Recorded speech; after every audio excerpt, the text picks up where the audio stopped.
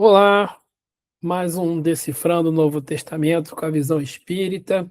Meu nome é André Andriolo, hoje é 13 de julho de 2026, nossa reunião de número 55.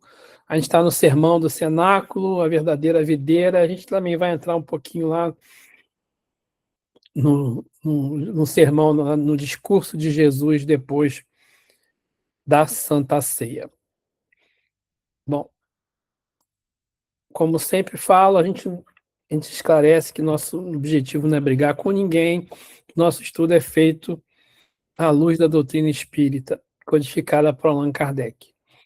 Todo texto que eu coloco aqui vem direto da Bíblia de Jerusalém, a tradução católica da Bíblia, e também consulto a Bíblia do Peregrino, que é católica, e a Bíblia de Estudo NVI, que é protestante, e a Bíblia Interlinear, que também tem o texto do João Ferreira de Almeida. Com o outro texto não espírita que eu uso é o Novo Testamento interpretado versículo a versículo do Champlin. Eu estou usando o volume 2, são 8 volumes, estou usando o volume 2, que fala de Lucas e João. O Evangelho segundo João, comentário do Cláudio Vianney Malzone, e o Dicionário Bíblico, do Douglas. Como fontes espíritas, estou usando a Divina Epopeia do Bittencourt Sampaio, o Evangelho segundo o Espiritismo, Allan Kardec, a Apostila da FEB, do Estudo Interpretativo do Evangelho segundo João, a Sabedoria do Evangelho do Pastorino, volume 8, os textos de Emmanuel sobre João, que estão lá compilados nesse livro chamado O Evangelho por Emmanuel, que a FEB fez esse compilado, e o Luz Imperecível, lá da União Espírita Mineira, nunca lembro o nome dele, do Honório Abreu. Bom, nossos objetivos hoje serão a gente falar da verdadeira videira, que era para ter falado semana passada, mas não deu tempo, os discípulos e o mundo, a despedida de Jesus e a oração de Jesus lá no Getsemane, né? Então, a verdadeira videira. Essa história da videira, a gente já estudou isso quando a gente fez o Antigo Testamento, né?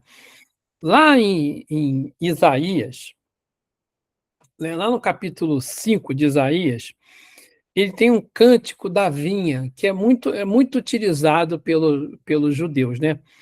Esse cântico, ele descreve como é que é feita uma vinha. Eu procurei aqui no dicionário como é que é plantada a vinha, né? Eu procurei aqui no dicionário Douglas sobre videira, sobre vinha, e ele explica que a vinha, quando você ia plantar a videira, você cavava uma vala de 1 metro de largura, aproximadamente, que eles já traduziram isso para o nosso tamanho aqui, para nossas unidades métricas, na unidade métrica, né?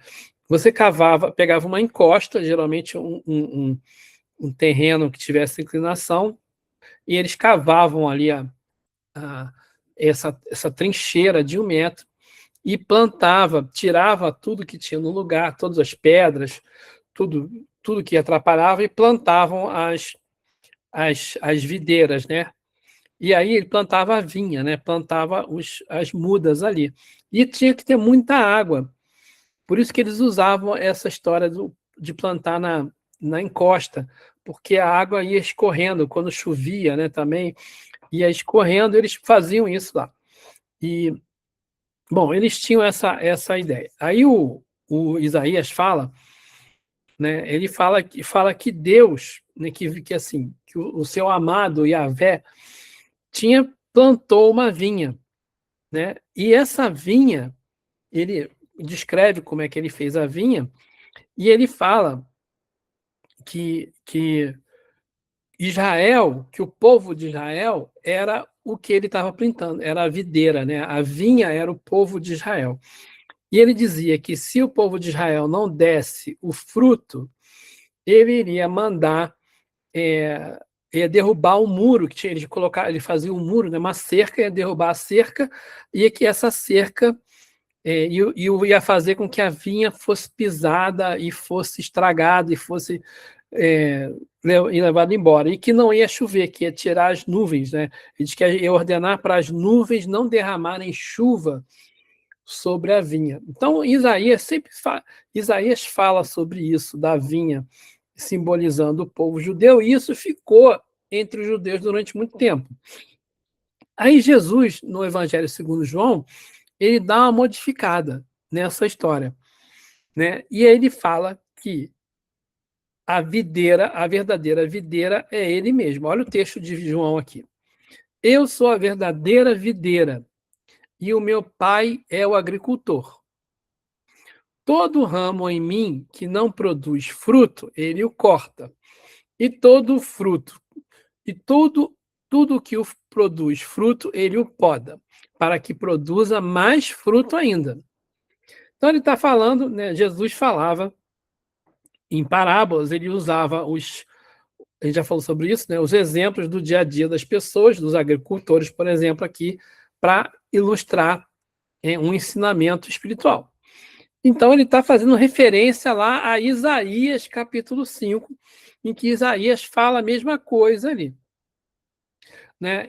Só que ele fala que Deus é o agricultor e que a videira é o povo de Israel. Agora, Jesus está falando que a verdadeira videira é ele, porque Israel perdeu a chance de ser a videira. E a verdadeira videira é quem segue Jesus, é o ensinamento de Jesus, não é Jesus pessoa, né? É o seu evangelho que é a verdadeira videira, né? Então, e ele continua: vós já estáis puros por causa da palavra que vos fiz ouvir, Permanecei em mim como eu em vós. Como o ramo não pode dar fruto por si mesmo, se não permanece na videira. Assim também vós, se não permanecerdes em mim. Eu sou a videira e vós os ramos. Então ele está falando, né? Jesus está falando para os discípulos, para os apóstolos, que os apóstolos têm que, se o ensinamento de Jesus é a verdadeira videira e que precisa dar frutos, que eles precisam dar frutos, eles só vão dar frutos se eles estiverem ligados à videira, se estiverem permanecerem na videira, continuarem seguindo a Jesus. Se não continuarem seguindo a Jesus, se não continuarem pregando o evangelho, não vão dar frutos, né? E aí, né, o Champlin, ele comenta, né, essa parte, ele fala assim, que algumas pessoas, né, crescem, se desenvolvem espiritualmente, possuem vida espiritual, expressando-se diante dos outros por estarem vitalmente ligados à grande fonte da vida espiritual, que é Jesus Cristo, a verdade simbolizada pelos ramos que fazem parte integrante da videira. Então é isso mesmo, né? Se a gente até hoje, né, todo mundo que segue, né, arrisca ali o que o Evangelho prega, né, e continua ligado à grande fonte da vida espiritual, né, que é Jesus Cristo.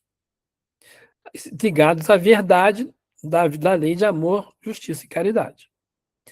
Aí ele fala: porém, outras pessoas que não se mostram frutíferas, porque não tem nenhuma conexão vital com a vida divina, pelo que também não pode manifestá-lo, visto não estar em comunhão em contato ou contato com Jesus, que é o simbolizado pelos ramos cortados da videira. Então, existem pessoas que, apesar de falarem em nome de Jesus, não têm conexão vital com a vida espiritual. Não sabem, não vivem o que estão falando, não seguem o que Jesus pregava. Então, essas pessoas não estão em contato com Jesus, né? São aqueles falsos profetas, né? Aqueles que falam em nome de Jesus e pregam a violência, por exemplo, em nome de Jesus, né? E aí Jesus fala: ninguém vai ao Pai senão por mim. É a mesma coisa, mesma história da videira. Então, a vida, o desenvolvimento espirituais, crescimento e frutificação, tornam-se realidade somente por intermédio da comunhão espiritual com o Cristo, né? Então, quando Jesus começa a falar da verdadeira videira, eles estão lá é o último momento de Jesus antes da crucificação, né? Lembra que a gente falou semana passada que ele começa falando: não vos turbe o vosso coração, não fique com medo, né? Eles estavam com medo. Então, horas antes, né? Eram horas, porque ele sai dali, vai para o Monte das Oliveiras, para o Jardim das Oliveiras, e ali ele é preso. O Judas chega ali e vai dar o beijo nele, e ele vai ser identificado lá e vai ser preso. Então, Jesus não vai fazer ali um tratado teológico, ele vai fazer uma despedida, né? E para dizer tudo o que ele queria, ele faz agora um grande discurso, né? Ele vai começar um discurso enorme, mas ele começa esse discurso conectando com as coisas simples da vida, né? Usando lá a tal da videira, né? Então ele fala lá: o agricultor é Deus, que nós espíritas entendemos como causa primária, dono da vinha que cultiva, nutre e dirige os destinos do universo, a alma de tudo. A videira é Jesus, que é o canal direto, né, a personificação máxima do amor divino na Terra, por onde flui a seiva da vida. E os ramos são a humanidade, os apêndices vitais, que só encontram desenvolvimento moral e vida espiritual enquanto mantém conexão orgânica com a videira. Isso é uma visão bastante filosófica, né? Mas eu fico imaginando o que os discípulos pegaram disso, porque eles estavam com medo. O medo é uma coisa básica, né? Até a gente sempre discute isso, né? Vou dar um exemplo que não tem nada a ver. Você vai chegar para uma pessoa que está com fome e você vai pregar o evangelho ou você vai dar a comida? Né? Não faz sentido. A pessoa não vai entender o evangelho. Primeiro você tem que dar comida. Né? Então eles ali precisavam de conforto. Né? Eles precisavam como é que se diz? De conexão com Jesus. Né?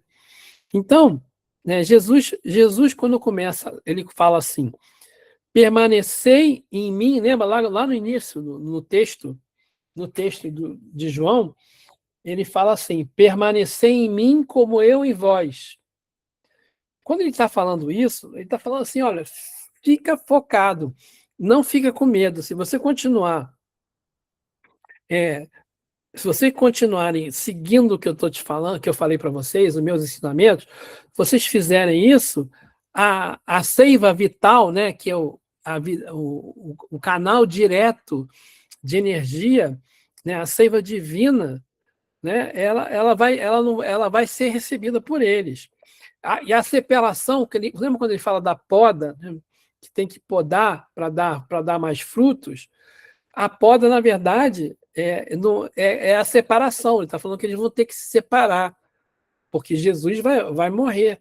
Mas a poda é feita para dar mais força, né? Eu tenho umas roseiras aqui em casa. E aí, toda vez que dá rosa, eu tenho que podar, que se eu não podar, ela perde força. A roseira tem força quando você poda ela. Você tem que tirar a flor. Ela vem com mais força. É a mesma coisa na videira, né? E Jesus coloca a condição de que sem ele, né, ele explica aquela condição que sem ele ninguém vai para frente, precisam dele. Então, né, aí a seiva divina, né, que a gente recebe é um ensinamento de Jesus, né? E a poda, né, o que é a poda? É o ramo estéril, aquele ramo que a poda pode ser duas coisas: ou o ramo estéril, aquele que não está dando nada, você poda para ver se ele dá alguma coisa, ou aquele que já produz a fruto, o fruto, você poda para ele poder voltar mais forte. O que Jesus está falando? É reencarnação, né? Aquela pessoa que está reencarnada, que está na Terra e não entendeu ainda, que não deu frutos, vai morrer e vai voltar de novo com outra chance de produzir. né? E aí, se não produzir, lembra aquela história da figueira que secou, né? É o que Jesus, quando Jesus vai lá e amaldiçoa a figueira, e a figueira fica seca porque não deu fruto, é a mesma coisa. A figueira que não dá fruto, ela não dá para ficar ali, precisa de uma nova oportunidade. Então ele poda ela e dá outra chance para ela vir. E o ramo frutífero também vai ser podado, porque a dor não é castigo, né? Essa poda não é um castigo, essa poda é para ajudar a planta. Eu demorei muito a entender isso com as roseiras, que eu adoro rosa. E aí o jardineiro vinha aqui, não, seu André, tem que tirar as rosas. Mas eu falei, deixa a rosa bonita. Mas, seu André, que se eu deixar a rosa ela morrer no pé, se você deixar as rosas ela morrer no pé, não volta a nascer outra rosa, tem que cortar. Ela falou, tá bom.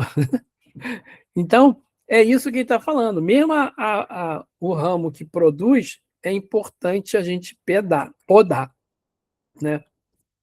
Então, o que é interessante é que Jesus usa esse ciclo, né, da botânica, vamos falar assim, né? É um ciclo da planta para mostrar para a gente, né, que sei lá, o cacho, se a gente começar aqui no cacho, né? O cacho é a frutificação. Quer dizer, o que é frutificar? É a gente, né, produzir amor fraterno, é a gente seguir o que Jesus está falando, a gente evolução moral.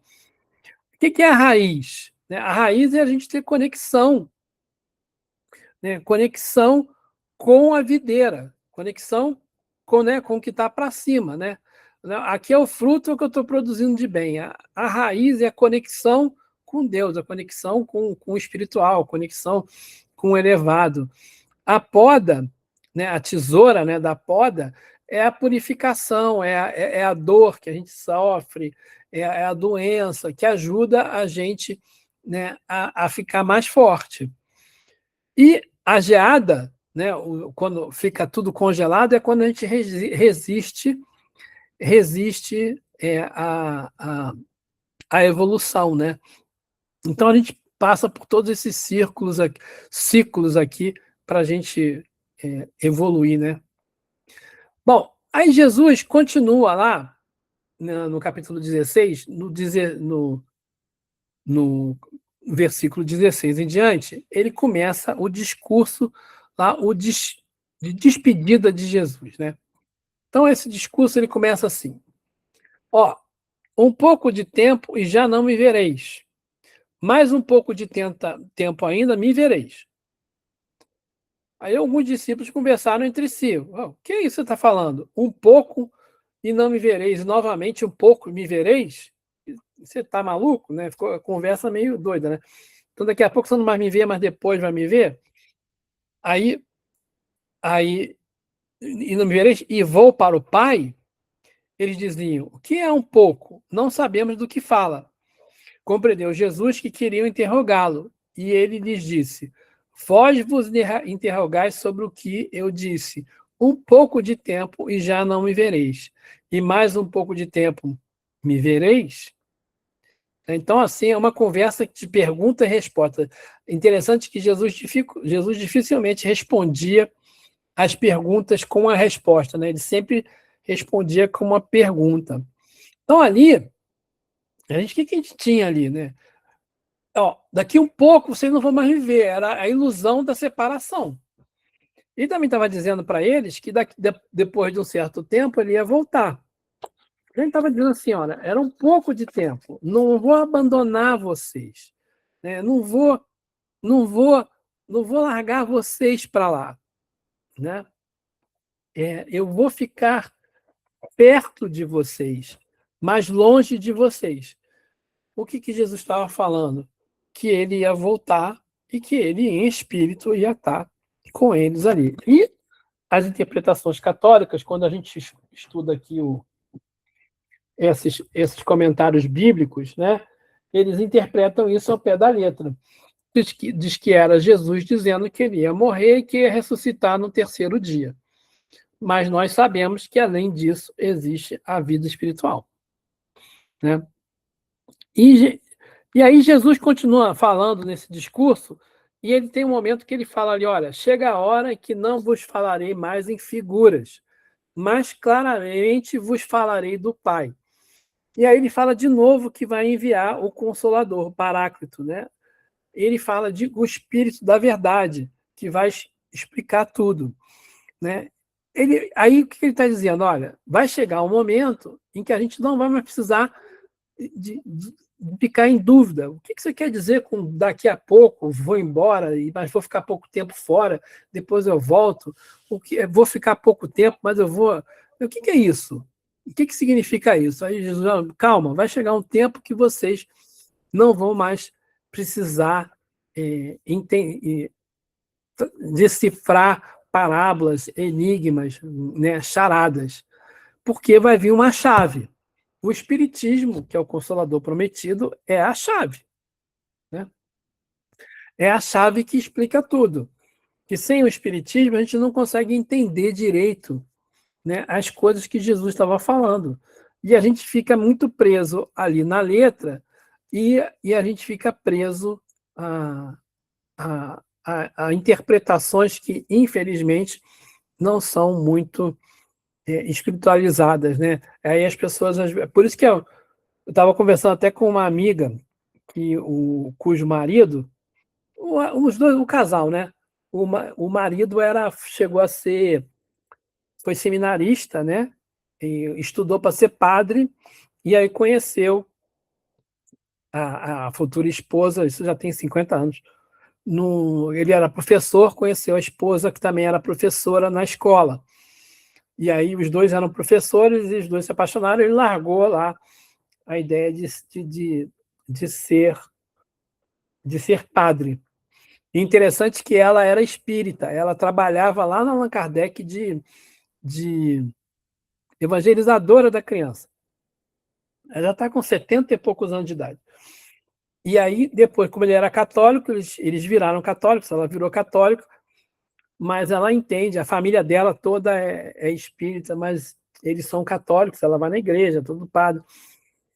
Né? E aí eu estava conversando com ele, e aí ele me falou assim, poxa, André, essa interpretação da letra, né, que a gente vê muitas vezes pessoas fazendo, né, principalmente nossos irmãos, né, das igrejas neopentecostais, é muito complicado, porque eles leem aquilo e interpretam aquilo ao pé da letra.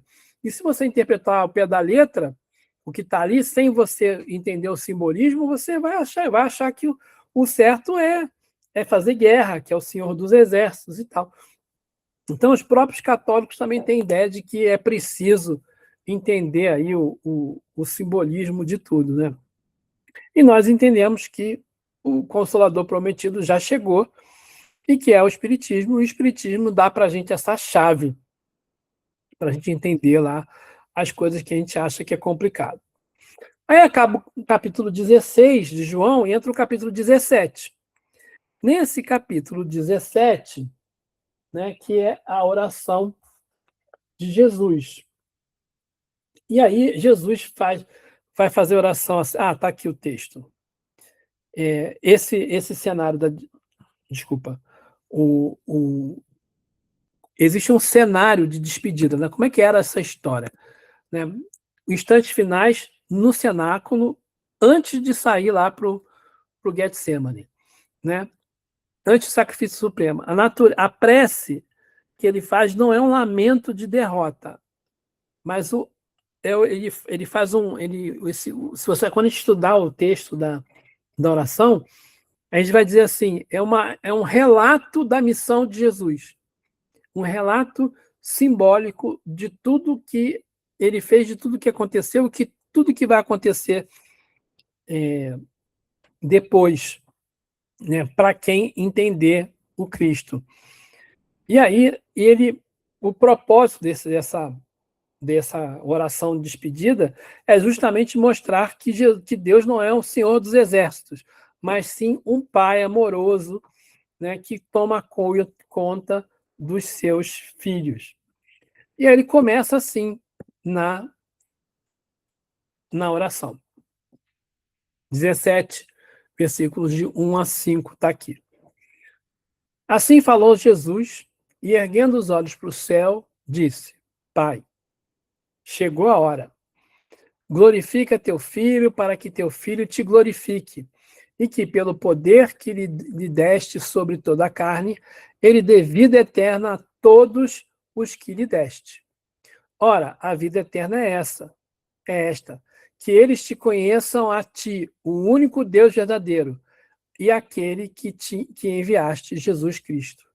Eu te glorifiquei na terra, concluí a obra que me encarregaste de realizar. E agora glorifica-me, Pai, junto de ti, com a glória que eu tinha junto de ti antes que o mundo existisse. Então, Jesus, olhando para o céu, faz essa prece, né, essa oração, e todos os discípulos estão escutando o que Jesus está falando. Né? E aí, o que ele fala? Né? Ele fala assim: glorifica, Pai, chegou a hora, glorifica teu filho, para que teu filho te glorifique. Essa glória de Jesus não é uma busca por reconhecimento humano da divindade, nada disso. Né? A glória de Jesus é a revelação de que Jesus estava com Deus desde o início, antes que o mundo existisse. João está aqui afirmando que Jesus estava na formação da Terra, que Emmanuel vem confirmar lá no livro A Caminho da Luz, a psicografia de Chico Xavier, o Espírito Emmanuel.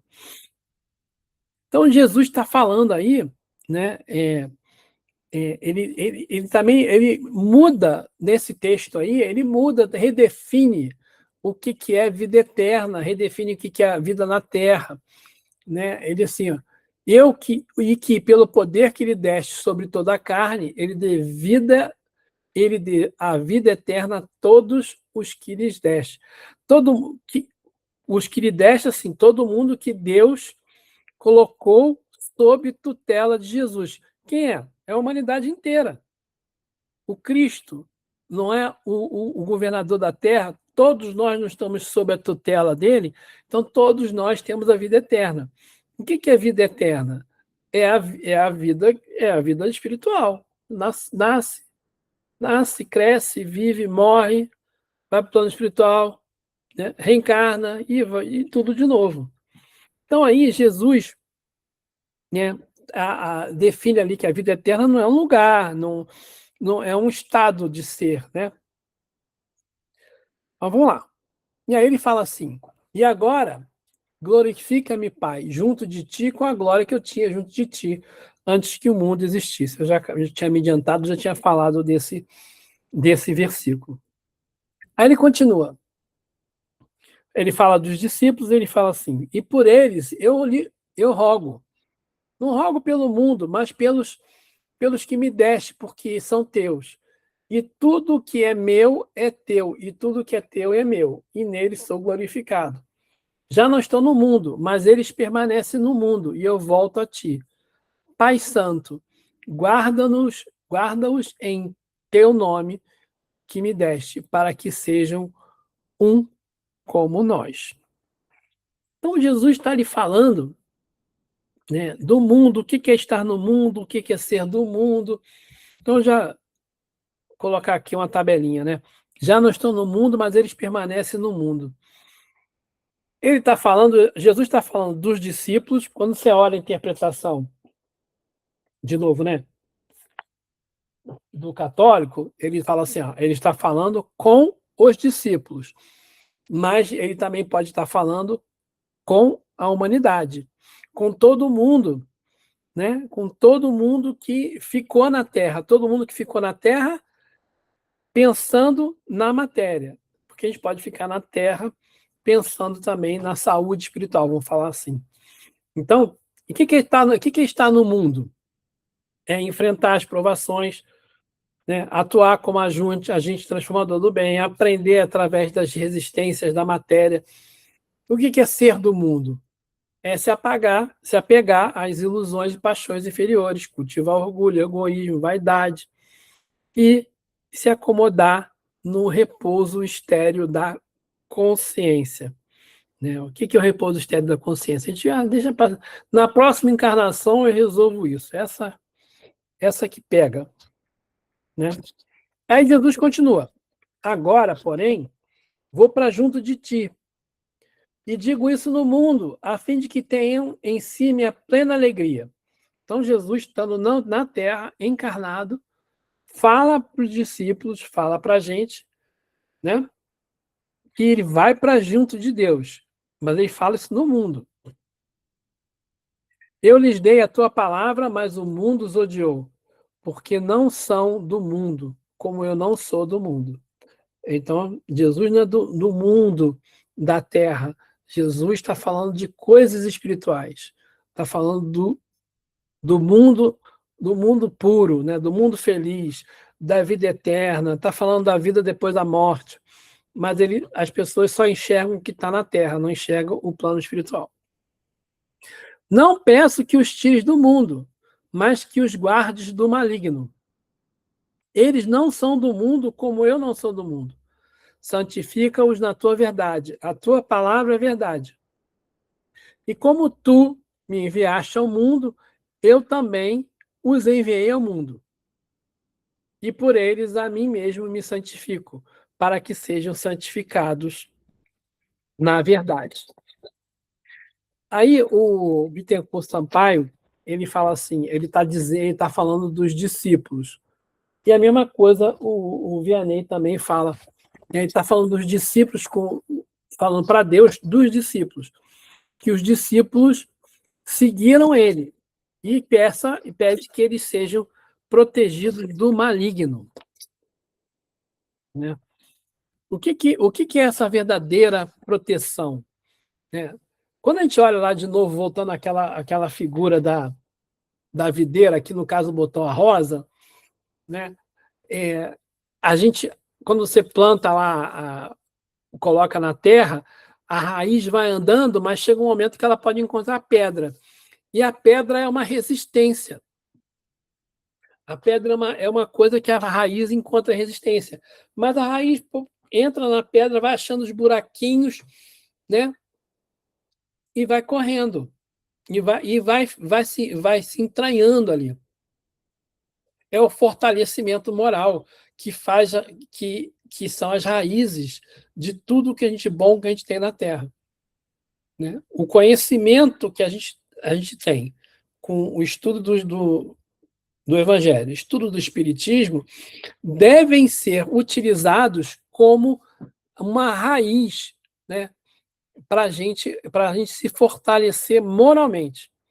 Né? E aí a gente consegue, e é o que Jesus está falando, aqueles que são fortes moralmente, aqueles que, deixa eu ler o novo texto, né? Aqueles que não são do mundo como Jesus, ele pede que Deus os afaste do maligno. Né? Não é para tirar do mundo, é que o afaste do maligno. É a proteção divina. Né? E santifica-os na verdade. A tua palavra é a verdade. O que é a verdade? A lei de amor, de justiça e caridade. Né? E aí, ele começa a falar, né, continua falando, não rogo somente por eles, mas pelos que, por meio de sua palavra, crerão em mim. Então, ele estava falando dos discípulos, agora está falando de todo mundo que depois, né, que através da palavra de Deus, que é a palavra do Evangelho, vão a crer em Jesus, a fim de que todos sejam um, como tu, Pai, estás em mim e eu em ti, e que eles estejam em nós para que o mundo creia que tu me enviaste. Então ele está falando para os discípulos do futuro, para os estudiosos, para os crentes, para os cristãos do futuro. Né? E aí, é interessante que essa imagem aqui, ele está falando, mostra, né, que os discípulos do futuro vão estar em tudo quanto é lugar. Né? Não é só na Palestina, o evangelho vai se espalhar em todos os cantos. Lembra quando a gente estudou os sinais do fim do mundo? né, que ele vai falando vários sinais, que o último sinal seria que o fim do mundo, né, o fim da transição planetária seria quando o evangelho de Jesus estivesse espalhado pelo mundo inteiro. É isso aí. Mas eu não rogo somente por eles, mas pelos que, por meio da sua palavra, crerão em mim, no mundo todo, né? A fim de que todos sejam um, como tu, Pai, está em mim e eu em ti. Né? Então, ali, o destino final da evolução humana é um só rebanho, um só pastor. Uma integração, não gostei dessa palavra mística, mas foi a Yá que fez aí, uma integração profunda, onde a vontade, ou cósmica e profunda, onde a vontade humana se alinha perfeitamente à vontade divina. A fonte é o Criador, é a fonte, a humanidade, ou os discípulos, o Cristo, que é o caminho, que é o modelo, né? Modelo e guia, e a humanidade, né? Estão em volta ali da fonte do ensinamento espiritual superior. E aí Jesus continua: eu lhes dei a glória que me deste para que sejam um, como nós somos um. Eu neles e tu em mim, para que sejam perfeitos na unidade e para que o mundo reconheça que me enviaste e os amaste como amaste a mim. Pai, aqueles que me deste, quero que, onde estou, também eles estejam comigo, para que contemplem minha glória. Que me deste porque me amaste antes da fundação do mundo. De novo ele fala, né, que ele estava lá na formação da terra. Pai justo, o mundo não te conheceu. Pai justo, né? Ele não está falando não só pai amado, agora ele falou pai justo. O mundo não te conheceu, mas eu te conheci, e estes reconheceram que tu me enviaste. Está falando dos discípulos e de todo mundo que acredita, que segue o Cristo, né? Eu lhes dei a conhecer o teu nome, e lhes darei a conhecê-lo, e conhecer o teu nome, e lhes darei a conhecê-lo, a fim de que o amor com que me amaste esteja neles, e eu neles. Então, Jesus está falando ali do destino final, né? Qual o destino final? Ele quer que. Ele está falando que todo mundo, né? O destino final. Aqueles que me deste, eu quero que, onde estou, eles também estejam comigo, para que contemplem a minha glória. Qual é o destino final da alma? É ficar onde Jesus está. Então, nesse trecho, Jesus afirma, né, o que o que os espíritas já sabem, né? Que o nosso destino final é a perfeição. É estar onde Jesus está. Né? Que é onde que Jesus está? No mundo, né, onde só tem espírito puro. Um dia nós vamos ser espíritos puros. Eu acho engraçado o Paulo César Frutuoso, ele fala assim, um dia eu vou ser espírito puro. Vai demorar 1000 anos, 5.000 anos, 1.000.000 de anos, mas eu vou chegar lá e todo mundo vai. Esse é o destino final da humanidade. Então, esse discurso de Jesus, né, essa oração de Jesus do capítulo 17, né, é o capítulo 17 todo, que é um discurso oposto ali ao discurso inicial, né? O discurso inicial, o Sermão da Montanha. Esse é o discurso final. Ele explica para todo mundo que tudo que ele fez, que todo o ensinamento que ele deixou, e que, se você seguir o ensinamento dele, a gente vai conseguir ser espírito puro, que o destino final nosso é conhecer o amor de Deus em toda a sua glória. O nosso verdadeiro objetivo é vencer o mundo. Jesus fala, eu tinha posto assim, eu venci o mundo, que em João 16:33, ele fala exatamente isso, né? Ele fala assim, eu vos disse tais coisas para terdes paz em mim. No mundo tereis tribulações, mas tende coragem. Eu venci o mundo. É Jesus dizendo para a gente que, ó, tem coragem. A gente vai vencer o mundo. E Jesus trouxe todas as ferramentas necessárias para que a gente conseguisse e consiga vencer o mundo. Né? Essa é a moral da história do estudo de hoje. Vamos ter agora um recesso de meio do ano, vamos passar 2 semanas sem a gente fazer o nosso estudo. A gente volta lá no iniciozinho de agosto. Acho que é dia 2 de agosto, se não me engano. 3 de agosto. 3 de agosto nós vamos voltar. Tá bom? André, posso falar uma coisinha? Pode. Desculpe o atraso, mas eu não quis perder. Bom, o estudo de hoje é lindíssimo, né, amor? Acho que foi um dos estudos mais bonitos que eu presenciei nesse curso. Muito bonito, né? Muito lindo. Não sei, eu senti isso assim muito, fiquei muito emocionada com essa aula de hoje. Parabéns que você conseguiu passar de uma forma muito sensível, muito parabéns e muito obrigado, tá? Obrigado, Vera.